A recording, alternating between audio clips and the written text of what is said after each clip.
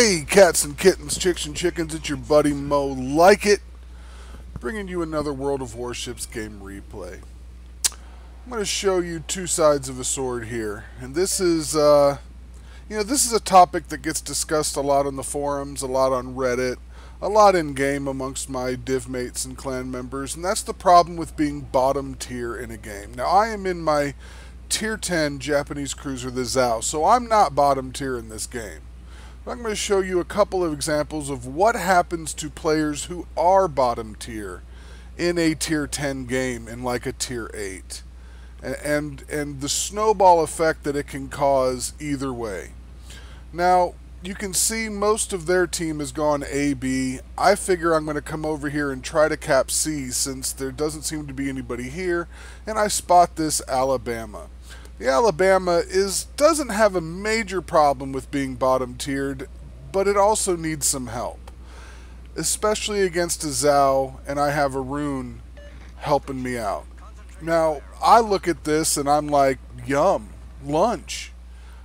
There is nothing this Alabama is going to be able to do to me if I play smart. And that's the problem for him. And I feel, you can't... Everybody loves to just absolutely wipe somebody off the map. Everybody loves to just tear a ship apart. It is the most fun thing in the world to do. And I loved this. This was absolutely fun. But let's put ourselves at the helm of the other ship. Now, granted, this Alabama wasn't the smartest thing in the world to come to sea by himself.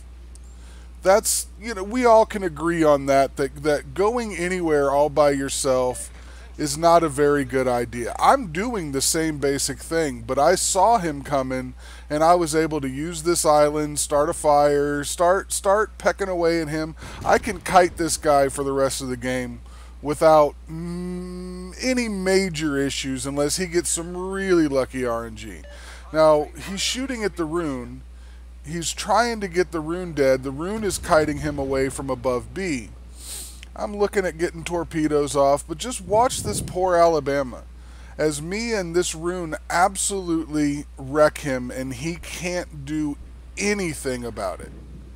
He can do absolutely nothing about it. He takes some shots off at me. I luckily dodge. He can't do anything. He made a bad choice. He shouldn't have come over here alone. That's beside the point. What can this ship do against a tier 10 and a tier 9 cruiser when he has absolutely no support from his team? Nothing. So this game for this Alabama is pretty much over.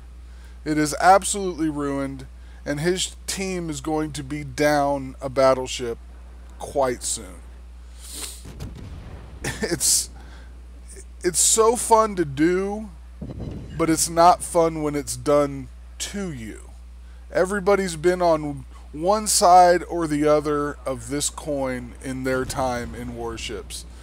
And I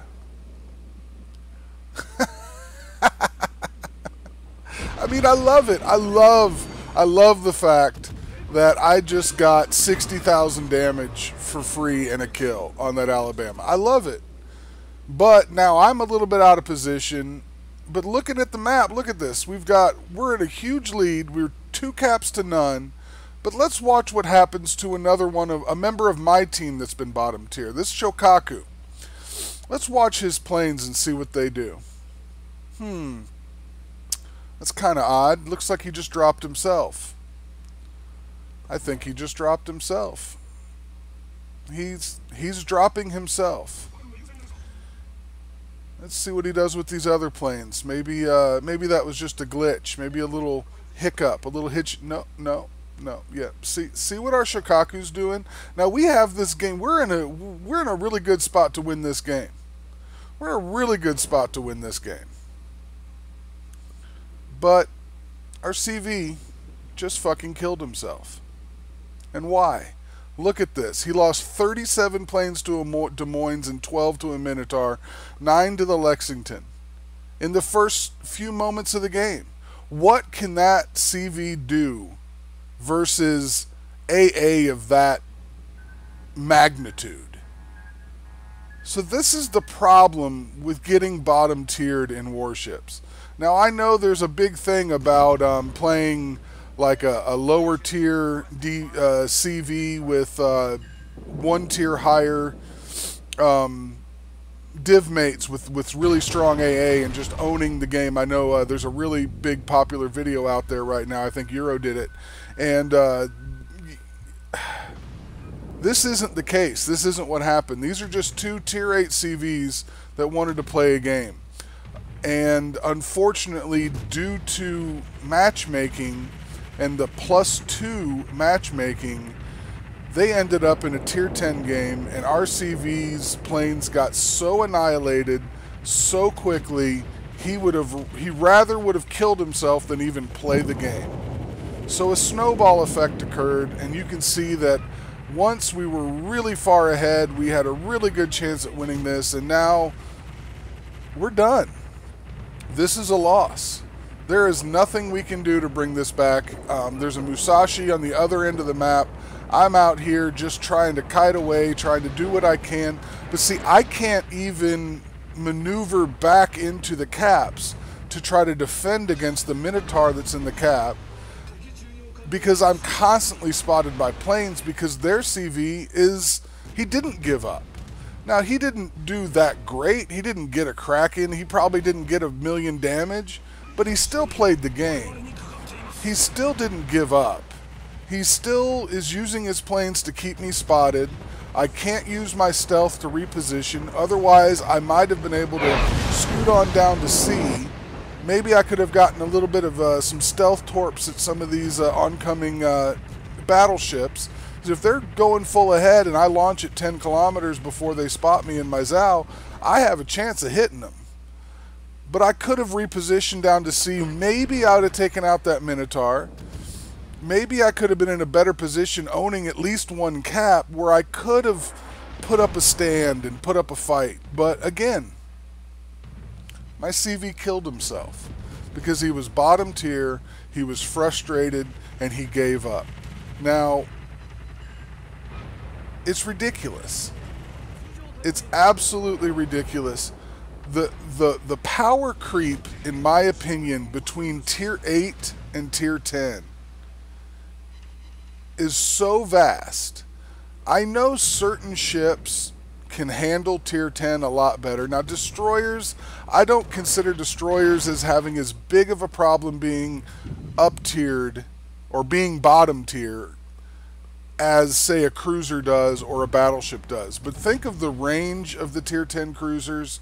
Think of the power of the tier 10 battleship's guns. What are you going to do? Now, I'm going to call out this Der Gross. This guy was smart. You see how I launched those torps, and as soon as I launched those torps, he immediately started to avoid, because he knew they were coming. Pay attention to what these cruisers are doing, guys. Take some notes from this guy, because he knew what the hell he was doing. But anyway, the power creep's just too great. You know, a tier 8 battleship caught out in the wrong spot is absolutely going to get annihilated. A tier 8 cruiser caught in the wrong spot is going to get absolutely annihilated. A tier 8 Lexington or Shokaku in a tier 10 match, unless the CV is a really good player, they're going to get annihilated. They're going to have to play a completely different way. Now, one gave up and one didn't, and you can see the difference it made on his team. This was a great game for me. I did a lot of damage, but it was ruined because bottom tiering. Because 8 to 10 matchmaking. 178,215 damage. I shot down 36 planes. Got a Witherer. Defense ribbons. A torp hit. 13 fires. Citadels. I mean, what a great game. What a fantastic game. Top of the team, because that's Mo Lykit. And you can see our CV, even though he committed suicide, was still performing better than several members of my team. And their CV, who stuck it out, ended up being top 5, so he was obviously knew what he was doing. I feel like especially like in my opinion, from tier 7 and up, it should be +1 matchmaking. It's just my opinion. I'm not saying anything about it. I'm just saying a tier 8 in a tier 10 match, a predominantly tier 10 match, is not going to have as much fun as he could in maybe a tier 9 or a all tier 8 match. I think we've got enough players.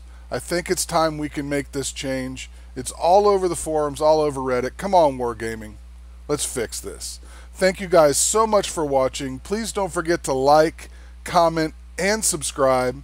Nothing but love from Mo to you. Take care of yourselves. Take care of your others. We'll see you out there in the seas, kids. And we will talk to you soon.